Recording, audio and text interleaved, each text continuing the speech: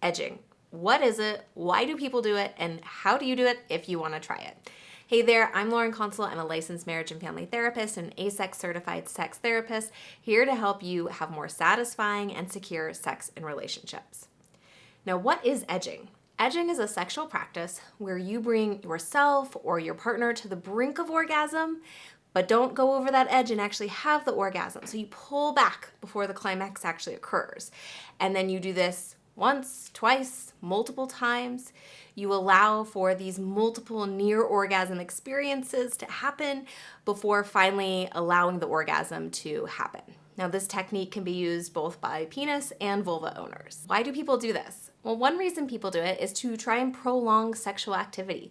Edging can make sex last longer by delaying orgasm. Now, I want to note, especially as a sex therapist, that orgasm shouldn't necessarily be the end goal of every sexual experience, because that can create issues. And well, that's for a whole nother video. I could go on and on about that. But it can add to the experience of sex, making it last longer because you're engaging in this kind of cat and mouse game. This can be something that can also be helpful for some people who have erectile dysfunction or premature ejaculation as well. Another reason that people like to do edging is it can intensify orgasms. Many people will experience stronger, more intense, or longer orgasms after edging, because there has been this kind of cat and mouse game of building up, and it gives a different sensation. Now, for some people, it's not that stronger or more intense orgasm, but a different sensation, and that's fun to play with, even if it isn't this over-the-top, earth-shattering orgasm. So some people do this because they like to just experience a different type of orgasm, a different sensation in their orgasms.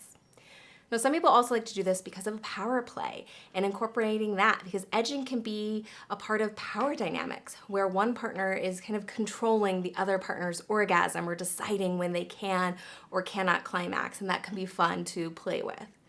Some people just like to have a variety in sexual activities. It adds variety to your experiences. It can break up routines and introduce new sensations and experiences. It can be really easy to get into a routine if you do this, I do that, you do this. So incorporating something new that feels really accessible, really easy, can be something that can break up that routine and introduce something exciting.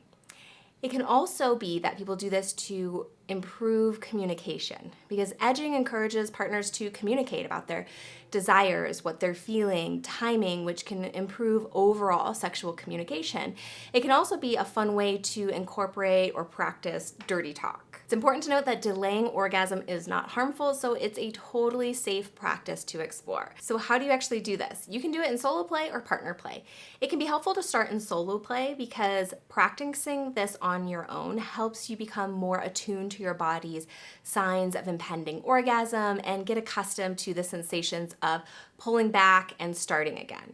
You can also just jump right into partnered play. And when edging with a partner, proceed as you normally would during sex or doing whatever you want to do, whether it's fast or slow or whatever position. This is something that you can do in kind of all aspects of sex. When one or both of you are near orgasm, you're gonna wanna stop and move away from that action that is moving towards an orgasm. But you don't wanna completely stop touch or just stop abruptly, but maybe focus on non-erogenous zones to maintain that kind of right mindset and that mood, that sexy feeling, without necessarily triggering an orgasm, because you're gonna wanna do that push and pull.